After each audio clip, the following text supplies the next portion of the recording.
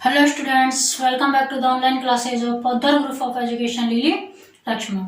हमने अपनी last video में ऑप्टिकल आइसोमेरिज्म के बारे में डिटेल से जाना था।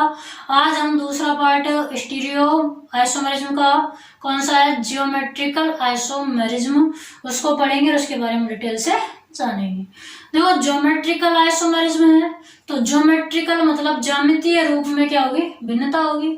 तो वो तो लाइन होती हुई रहेगी कि ऐसी संभाव्यता जिसमें अणु सूत्र संरचना सूत्र क्या हो, समान हो, लेकिन ज्यामिति में क्या पाई जाए, भिन्नता पाई जाए। ज्यामिति में भिन्नता का मतलब वही कि परमाणु या अणु जो जुड़े हुए हैं या समूह जो जुड़े हुए हैं उनके विन्यास में क्या होगा, अंतर होगा।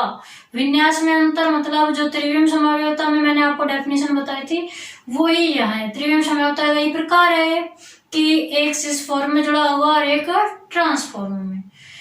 मैंने कल आपको बताया था प्रकाशीय संभाव्यता दो प्रकार की। वो प्रकाशीय संभाव्यता का दूसरा नाम क्या होता है, प्रतिबिंब संभाव्यता, या इंग्लिश में बोलते हैं एनंसियोमर आइसोमेरिज्म। तो सेम उसी प्रकार से ज्यामितीय संभाव्यता का भी दूसरा नाम होगा। इसका दूसरा नाम क्या होता है, सिस या ट्रांस आइसोमेरिज्म। तो आपको लिखना है ज्यामितीय संभाव्यता, हेडिंग डालनी है ज्योमेट्रिकल आइसोमेरिज्म। लिखना चाहो तो इसमें वो लाइन भी लिख देना कि ऐसे यौगिक जिनके अणुसूत्र और संरचना सूत्र क्या हो, अलग अलग हो, लेकिन ज्यामिति में जो परमाणुओं का विन्यास है वो भिन्न भिन्न पाया जाए, क्या कहलाएगी, ज्यामितीय संभाव्यता कहलाती है। ये तो लिख सकते हो। अब इसके मेन पॉइंट क्या है कि इसे सिस या ट्रांस आइसोमेरिज्म भी कहते हैं। इसे क्या कहते हैं, सिस या ट्रांस। सिस का मतलब समपक्ष और ट्रांस का मतलब विपक्ष। यदि एक जैसे समूह एक और जुड़े हैं तो वो समपक्ष या सिस होंगे। यदि एक जैसे समूह अलग अलग और जुड़े होंगे तो वो क्या होंगे, विपक्ष आइसोमेरिज्म। अभी एग्जांपल से समझ में आ जाएगा। तो पहला तो क्या है, ज्योमेट्रिकल आइसोमेरिज्म को क्या कहते हैं, सिस या ट्रांस आइसोमेरिज्म। फिर यह त्रिविम संभाव्यता का एक प्रकार है, वो तो हमें पता ही है, त्रिविम संभाव्यता के प्रकार ही पढ़ रहे हैं। इस प्रकार की संभाव्यता ऐसे यौगिकों द्वारा प्रदर्शित की जाती है जिनमें डबल बॉन्ड हो। डबल बॉन्ड का मतलब या तो कार्बन कार्बन के बीच डबल बॉन्ड मिल सकता है या कार्बन नाइट्रोजन के बीच। ऐसे यौगिक जिनमें डबल बॉन्ड हो उनमें ही ज्यामितीय संभाव्यता आपको मिलेगी। अगर डबल बंधन नहीं है, द्विबंधन नहीं है, तो आपको ज्यामितीय संभाव्यता नहीं मिलेगी। एग्जाम्पल के रूप में हमने लिया है ए बी सी। सी तो आपका क्या है, कार्बन है। यहाँ पर ये सी तो आपके क्या है, कार्बन है। और ए और बी आपके क्या है, अलग अलग कोई समूह है। जैसे अब इसके हमें दो भिन्न विन्यास कैसे प्रदर्शित करेंगे, देखो सी और सी तो है ही, तो सी डबल बॉन्ड सी, ठीक है। अब क्या है, ए बी सी, तो एक बार तो मैंने ए और बी को ऐसे जोड़ दिया, हो गए ए बी सी, ठीक है। फिर यहाँ पर भी सी के अलावा क्या है, ए बी है, तो इस ए बी को हम ऐसे भी जोड़ सकते हैं। और कैसे जोड़ सकते हैं, देखो ए सी बी सी, एक बार तो हमने ए को इधर ले लिया, ठीक है, और इस ए को हम ऐसे भी तो ले सकते हैं इधर। अब भी तो क्या है, ए बी सी है, देखो ऊपर हो तो ए सी बी ये रख दिया, ऊपर कोई चेंज नहीं किया। ये जो सेकंड था सी बी ए, इसको एक बार तो ए को आगे रख दिया मैंने, एक बार क्या आगे रख दिया, बी आगे रख दिया।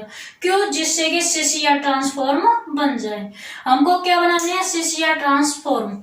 सिस फॉर्म क्या होगी, यदि एक जैसे समूह एक ही और आ जाए तो वो सिस फॉर्म होती है।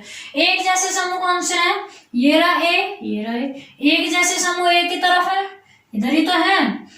इसमें बी और बी एक जैसे समूह एक की तरफ है, तो ये आपकी क्या होगी, पहली तो है आपकी सिस फॉर्म, इसको हम क्या बोलेंगे, सिस फॉर्म। और यदि एक जैसे समूह क्या हो, एक और होकर के विपरीत और हो, एक जैसे समूह ये रहा ए और ए, ये रहा बी और बी, लेकिन ये क्या है, एक तरफ नहीं है बल्कि कैसे है, विपरीत और है। या हम दूसरे शब्दों में ऐसे कह सकते हैं कि एक ही और दो अलग अलग समूह, एक ही और क्या है, दो अलग अलग समूह है, ए और बी। यहाँ पर भी एक ही और दो अलग अलग समूह है, बी और ए। यहाँ देखो एक ही और दो एक जैसे समूह है, एक ही और दो एक जैसे समूह हो तो क्या बनेगी आपकी सिस फॉर्म, यानी कि सिस रूप बनता है। और एक ही और अगर अलग अलग समूह जुड़े हुए हों तो वो आपकी क्या बनेगी, ट्रांसफॉर्म। क्या बनेगी, ट्रांसफॉर्म।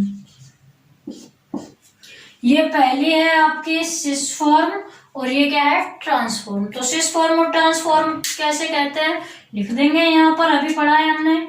क्या है सिस फॉर्म में, तो हम क्या लिखेंगे कि एक जैसे समूह, एक जैसे समूह एक ही और हो तो सिस फॉर्म बनती है, बनती है। और सेकंड में हम क्या लिखेंगे, ट्रांसफॉर्म। ट्रांसफॉर्म में लिखेंगे कि यदि एक ही और दो एक जैसे समूह न होकर, दो एक जैसे समूह न होकर अलग अलग प्रकार के समूह हों या अलग अलग समूह हों, अलग अलग समूह हों तो ट्रांसफॉर्म बनती है। तो ट्रांसफॉर्म बनती है, तो क्या बनेगी आपकी, ट्रांसफॉर्म बनेगी। सिस और ट्रांसफॉर्म पढ़ लिया। अब हमें इसके एग्जांपल पढ़ने हैं। एग्जांपल इसमें क्या है, मेन है। इसमें से एग्जांपल आता है डायरेक्ट कि मेलिक एसिड और फ्यूमेरिक एसिड की सिस और ट्रांसफॉर्म दर्शाइए। तो मेरिक एसिड क्या है, फ्यूमेरिक क्या है, अभी देखेंगे। साइक्लिक एसिड में सिस और ट्रांसफर पूछ लिया जाता है, तो वो हम अभी देखते हैं एग्जांपल। यहाँ तक आप इसको स्क्रीनशॉट लेकर नोट कर लो। तो देखिए अब इसके एग्जांपल देखेंगे।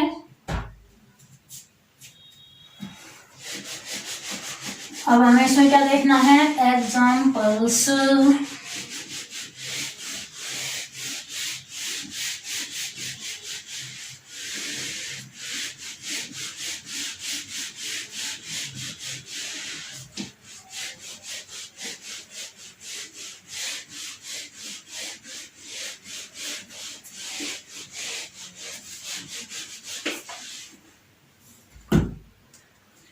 देखिए एग्जांपल्स।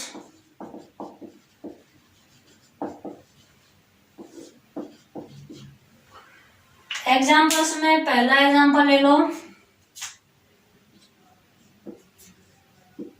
सिस टू ब्यूटेन व trans two butene, trans two butene. क्या लेंगे, सिस टू ब्यूटेन और ट्रांस टू ब्यूटेन। सबसे पहले टू ब्यूटेन क्या होती है, सबसे पहले क्या, टू ब्यूटेन। तो टू ब्यूटेन का मतलब है ब्यूटीन, मतलब डबल बंद होगा। डबल बंद कहाँ होगा, दूसरे कार्बन पर। देखो ब्यूटीन है तो 4 कार्बन बनाएंगे हम, है ना। दूसरे कार्बन पर क्या होगा, डबल बंद होगा। तो अब बैलेंस कंप्लीट कर दो। हाइड्रोजन 2 है तो 2 और 1 3 और 1 4, 1 2 3 4, 1 2 3 4, ये हो गई इसकी वैलेंसी कंप्लीट। तो अब इसकी हमें, ये आपकी टू ब्यूटेन है, ये आपकी क्या है, टू ब्यूटेन। इसकी सिस और ट्रांसफॉर्म बनानी है। देखो कैसे बना सकते हैं, एक तरफ क्या बनाएंगे, सिस फॉर्म, एक तरफ क्या बनाएंगे, ट्रांस। तो सबसे पहले कार्बन कार्बन के बाद बीच में क्या है, डबल बंद, उसको दर्शा दो। ऐसे भी ट्रांस में भी कार्बन कार्बन के बीच में डबल बंद। अब इस कार्बन पर एक हाइड्रोजन है, इस पर भी एक हाइड्रोजन है, ये लो हाइड्रोजन, ये लो हाइड्रोजन।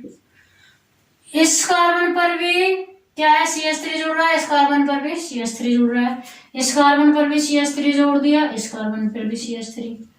ठीक है, हो गया। देखो CH3 CH2 double bond, CH2 CH3। कैसे नाम देंगे, ये आपका पहला कार्बन, ये दूसरा, ये तीसरा और ये चौथा। CH3 CH double bond CH CH3 हो गया ना 2 ब्यूटेन। अब देखो इसमें आपके HH एक तरफ है, CH3 CH3 एक तरफ है, तो ये आपकी क्या हो गई सिस 2 ब्यूटेन। अब यदि हम H और CH3 चलो पहले तो ऐसे रख दो, सेकंड में क्या कर दे विन्यास को चेंज कर दे, ये CH3 इधर ना होकर के यहाँ कर दे, H को यहाँ ले जाए, तो अब देखो एक ही तरफ अलग अलग समूह है ना, तो CH3 CH3 है ना HH, अलग अलग समूह है ना, एक ही तरफ अलग अलग समूह अगर हो तो वह रूप क्या बनता है फिर ट्रांस, क्या बनेगा ट्रांस 2 ब्यूटेन।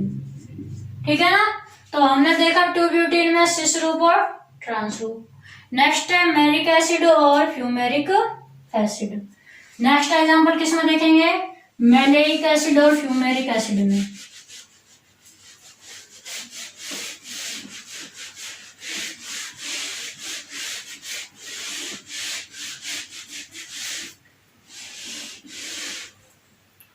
देखिए नेक्स्ट एग्जांपल है आपका मैलिक एसिड, मैलिक एसिड या अम्ल व फ्यूमेरिक एसिड। मैलिक अम्ल व फ्यूमेरिक अम्ल। मैलिक अम्ल क्या होता है, तो देखो HCCOOH, ये आपका डबल बॉन्ड HCCOOH, ये होता है आपका मैलिक एसिड। ये आपका क्या होता है मैलिक एसिड। मैलिक एसिड जब बनता है जब किस फॉर्म हो सिस फॉर्म हो, सिस का मतलब हाइड्रोजन, हाइड्रोजन एक तरफ है, तो ये क्या है सिस फॉर्म, सिस फॉर्म है तो मैलिक एसिड। और अगर हम इसको ट्रांसफॉर्म में कर दें कि HCCOOH डबल वन C, अब हम यहाँ H की जगह तो CH लगा दें और यहाँ COOH की जगह क्या लगा दें H। ठीक है, इस COOH को आप ऐसे भी लिख सकते हैं COOH, क्योंकि कार्बन कार्बन के मध्य दर्शाओगे वो ज्यादा बेटर रहता है। तो ये अब आपकी क्या हो गई ट्रांसफॉर्म हो गई, क्या हो गई ट्रांसफॉर्म, और इसको क्या कहते हैं फ्यूमेरिक एसिड। तो डायरेक्ट आता है मैलिक एसिड और फ्यूमेरिक एसिड में सिस और ट्रांसफॉर्म। बताइए या मैलिक एसिड और फ्यूमेरिक एसिड का संरचना सूत्र बनाइए, तो मैलिक सिस फॉर्म में होगा, फ्यूमेरिक ट्रांसफॉर्म में।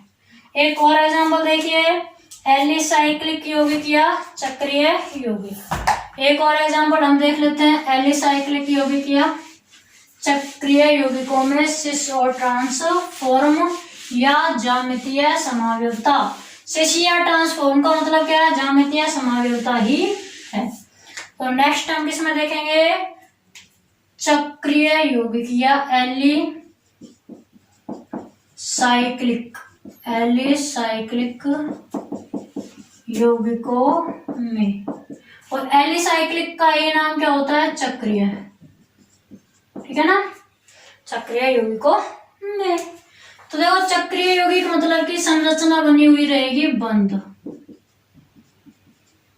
ये पहला ये दूसरा कार्बन और ये बंद कर दिया बंद। दो फॉर्म बनानी है, दूसरे में भी ऐसे ही होगा CH पहला कार्बन दूसरा कार्बन कर दो बंद। ठीक है, अब आपको इसमें बनाना है क्या ट्रांस और सिस फॉर्म। तो एक बार तो हमने ये ले लिया HCOOH HCOOH। देखो H और H एक ही और है ऊपर, COOH और COH एक ही और है नीचे। भाई कार्बन के ऊपर की तरफ H इधर है, ऊपर की तरफ H इधर है, कार्बन के नीचे COH कार्बन के नीचे COH। तो ये आपकी क्या होगी सिस फॉर्म, क्या होगी सिस फॉर्म। यहाँ आ जाए HCOOH, यहाँ हमने चेंज कर दिया COH नीचे की जगह ऊपर ले गए। अब देखो इस कार्बन के ऊपर देखें तो विपरीत समूह है, यहाँ हाइड्रोजन यहाँ कार्बोक्सिलिक। COH। नीचे देखें यहाँ कार्बोक्सिलिक, यहाँ हाइड्रोजन, तो चेंज हो गए ना। ऊपर की तरफ देखेंगे तो भी अलग अलग समूह, नीचे की तरफ देखेंगे तो भी अलग अलग समूह। ये आपकी क्या हो गई ट्रांसफॉर्म, ये आपकी क्या हो गई ट्रांसफॉर्म। ठीक है, आपसे पूछा जाए एलिसाइक्लिक यौगिकों में एसिसिया ट्रांसफॉर्म को उदाहरण दीजिए, आप उदाहरण दे सकते हैं। नेक्स्ट उदाहरण देखिए ऑक्चाइमो में। नेक्स्ट और इम्पोर्टेंट है, थोड़ा हटके थोड़ा अलग है। कौन सा है? ऑक्जाइमो में शिष्य एवं ट्रांसफॉर्म, जो कि आपका लास्ट एग्जाम्पल है।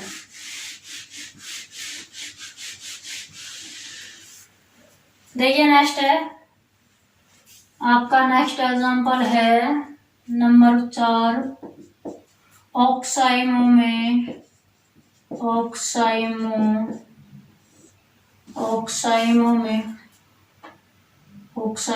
में शिष्य ट्रांसफॉर्म लिख सकते हो या ज्योमेट्रिकल आइसोमेरिज्म। Geometrical isomerism. तो ऑक्साइम क्या होते हैं? ऑक्साइम ध्यान रखना कार्बन के और नाइट्रोजन के बीच में बंद होगा, ठीक है ना। C डबल बॉन्ड क्या होगा? N होगा, और एक तरफ आपके पास में इसकी वैलेंसी क्या करनी है आपको? कंप्लीट करनी है, और यहाँ N से OH जुड़ेगा, ठीक है। कार्बन की वैलेंसी आप कंप्लीट कर सकते हो, यहाँ N से OH जुड़ेगा। C डबल बॉन्ड N होगा, और OH आपको ध्यान रखना है इधर, पहले इधर है तो दूसरी तरफ आप इधर लगा दो, ठीक है। और इनमें आप क्या जोड़ोगे वो आपकी मर्जी है। तो मैंने जैसे मान लो बेंजीन जोड़ दिया, क्या जोड़ दिया? बेंजिल, और इधर क्या है? H। इधर भी मैंने क्या जोड़ दिया? बेंजिल, और इधर क्या है? H। तो इसमें ज्यादा कुछ चेंज नहीं हुआ। इसमें हाइड्रोक्साइड समूह पहले N के इधर था, अब N से इधर हो गया। तो अब इसको शिष्य ट्रांसफॉर्म बोल सकते हैं क्या? शिष्य ट्रांसफॉर्म जब होगी जब आपके पास में दो समूह चेंज हो रहे हों, दो तो हो ही नहीं रहे, एक ही चेंज हो रहा है OH OH। तो अब यहाँ शिश और ट्रांसफॉर्म नहीं बनती, यहाँ क्या बनती है? SYN, इसको बोलते हैं सिन। क्या बोलते हैं? सिन फॉर्म बनेगी, और क्या बनेगी? एंटी। अच्छा, नाम क्या है इसका? क्या समझ रहा है? बेंजिल। क्या समझ रहा है? बेंजिल, और है क्या? ऑक्साइम। तो इसको बेंजिल और ऑक्साइम दोनों को मिला के क्या नाम देंगे? बेंजेल्डोक्साइम। क्या नाम देंगे? बेंजेल्डोक्साइम। सिन बेंजेल्डोक्साइम, एंटी बेंजेल्डोक्साइम। बेंजेल्डोक्साइम, सिस बेंजेल्डोक्साइम, एंटी बेंजेल्डोक्साइम। इसमें आप लिखोगे यदि OH व H एक ही और हों, एक ही और हों, तो उसे SYN या सिन फॉर्म